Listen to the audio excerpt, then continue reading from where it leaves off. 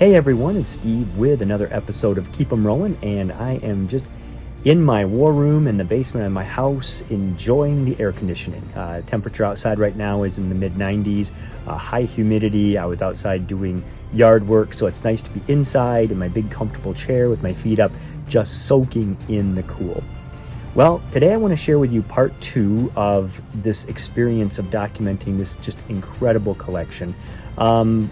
This is a rather lengthy video. In the end, we had over an hour's worth of film footage, and I just felt that was too much to post as one video on YouTube. So what I've done is I've edited it down into 4 videos of about 15 minutes each, and I'm going to release one each day. So one today, and then over the next 3 days, I'll release the others. The focus of these videos is on the Russian NKVD during World War II and just prior to World War II. And I mean, I cannot stress to you how amazing this collection is and what an honor it is to be able to come in and see this and then share it with all of you. This collection is the real deal. What you're about to see are original uniforms. These are not reproductions, costumes, put-togethers, or anything like that. This collection is a rarity. To be able to see this collection and not have to travel to a major museum or to travel to Russia is once again just truly a treat. So everybody sit back and enjoy part 1 of the Russian NKVD. We're looking at the uniform of Nikolai Yezhov. He was commander of the NKVD in the later 1930s. He oversaw the Great Purge of 1937 and 1938.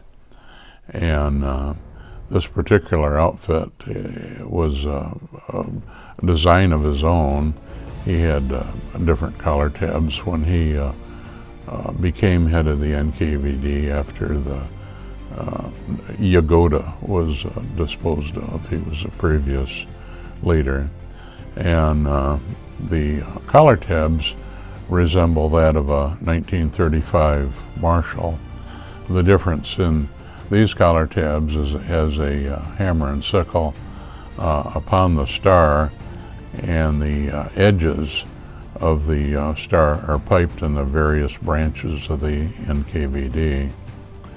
And the sleeve insignia with the golden hammer and sickle and the sword is the insignia of state security. And that particular insignia he has is the upper leadership that has a gold surrounding the patch and the sword.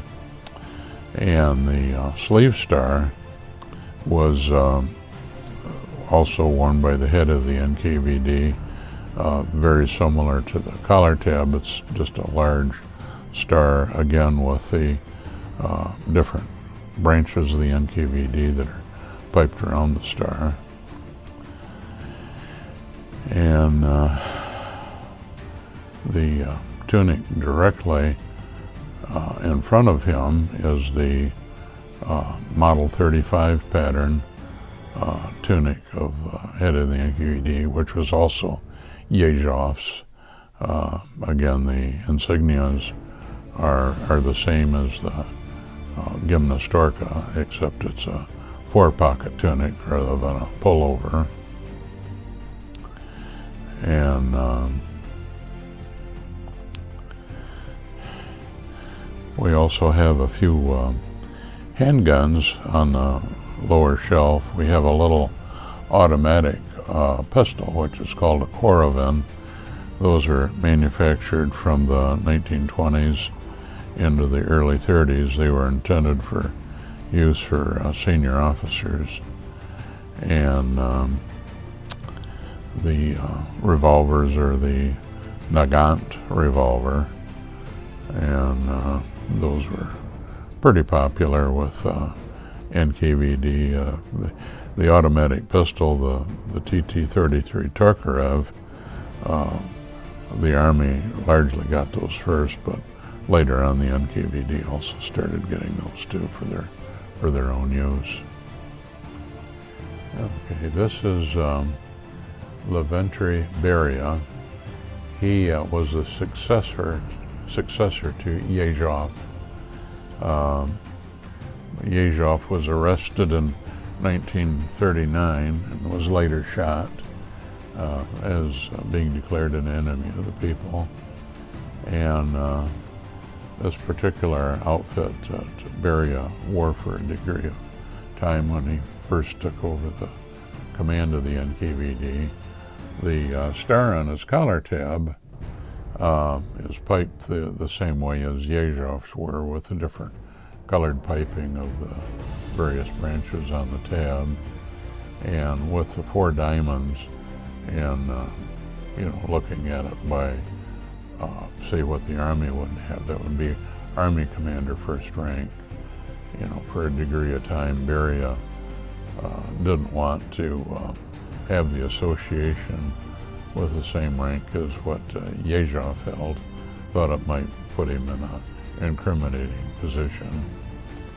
And the star on the sleeve is a little different. It's smaller than that of the one that Yezhov wore. It didn't have the red hammer and sickle, but it still has the piping of the different branches. And the device on the sleeve is same coloration for the higher ranks, with the gold, big gold rim going around the patch. And the Gimnastorka in back of him is one of Falabemov Markulov. He was head of the frontier troops, and his rank was commander first rank with the 4 diamonds. And their slave insignia, they didn't wear the state security badges on the upper sleeve, but they adopted an Army pattern insignia for general grade officers. In this case, the V and the star with the brown background was what they decided to choose for head of the frontier troops. And we also have a Tokarev pistol on the bottom shelf. That one was made in 1937 during the height of the purges. And also there's a picture of Beria wearing the same type of uniform, the Gimnastorka. What we're looking at is a tunic and cap of early state security. This would be called the OGPU, and the Soviet state, when it got started, after the revolution, state security, they had the originally was called the Cheka, then the GPU, OGPU, then the NKVD, and that lasted until after the war, and then they came up with the KGB.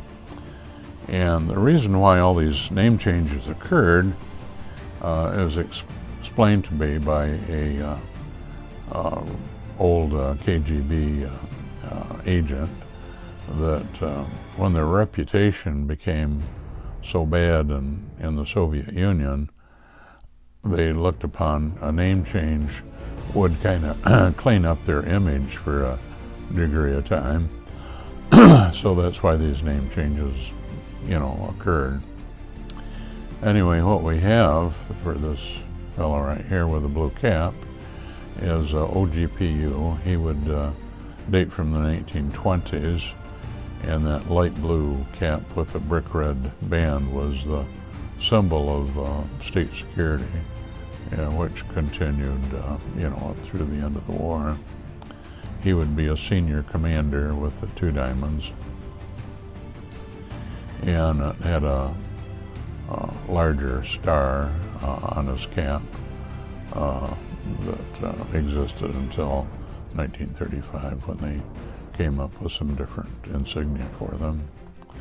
And to the immediate next to him is frontier troops of the NKVD Air Force.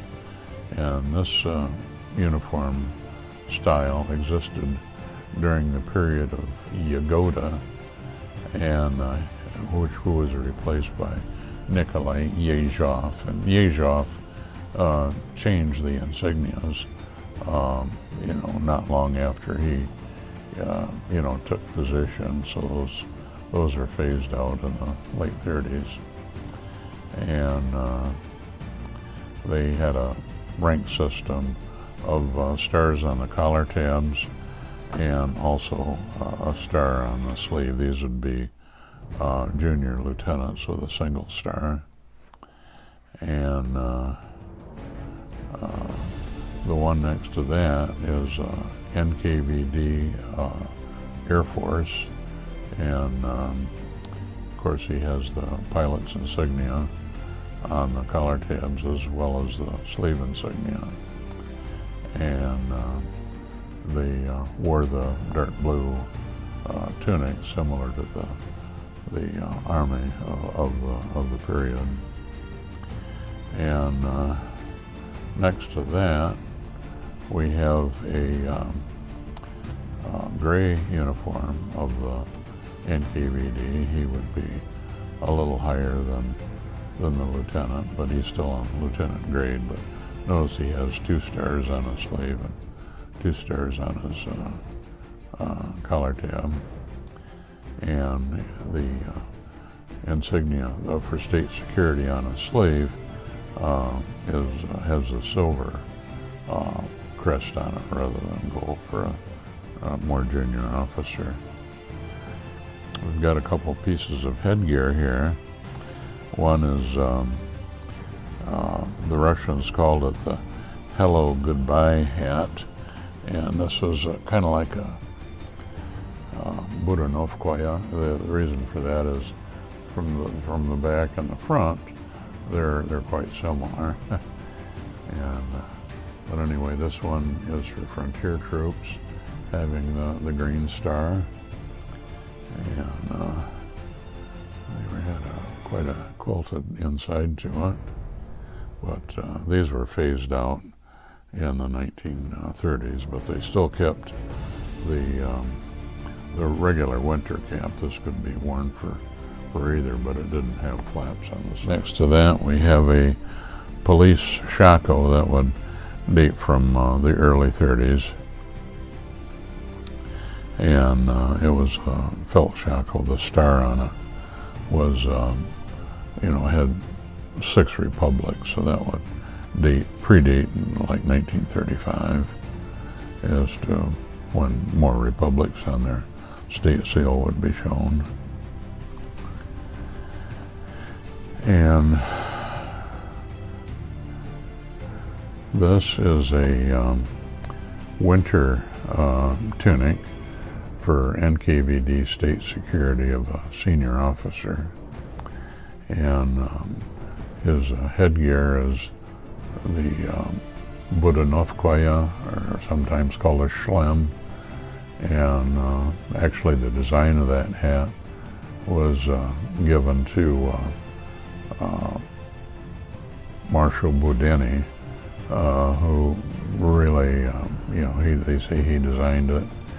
And, the reason it came about is during the Revolution and early Civil War, the different factions fighting each other all had Tsarist uniforms, so there was really very little way to tell, one from another group other than a piece of red cloth, tied to your arm. So they decided that this headgear would do the trick, and that would immediately identify who the Bolsheviks were. And also the medal on the chest is a NKVD badge of proficiency, which were that was the main decoration that a NKVD person could be awarded. And also on the sleeve is the badge of state security, again a senior one, with the gold rim, around the insignia. And next to him we have a NKVD tunic that happens to be Captain of State Security, and this is a design of Nikolai Yezhov. He came into being, once he became Commander-in-Chief, and their collar tabs were brick red with carmine piping, and again, he also has the NKVD proficiency badge.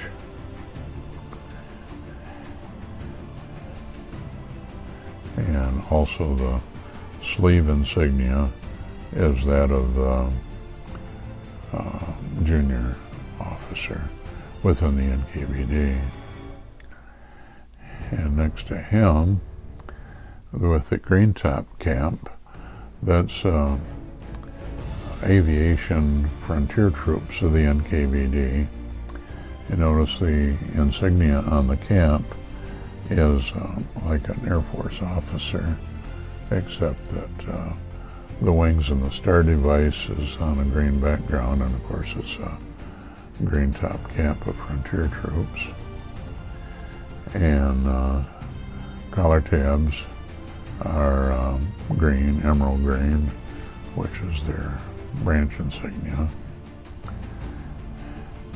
And that's of a model 1940 insignia, because the chevron, the red chevron with the gold stripes, is that of a captain of NPD of model 1940. And of course the insignia on the sleeve with the eagles and propellers, the pilot's insignia, and of course the aviation devices on the collar tabs also, add to the fact that he's aviation. Hey everyone, I hope you enjoyed part 1 of this series on the Russian NKVD. And just remember, after this series, we have other series to follow. We have a series on Russian uniforms. We have a series on German uniforms, US uniforms, Commonwealth uniforms, and so forth and so on. So there is a lot more to come. Well, everyone, this is Steve reminding all of you to keep 'em rolling.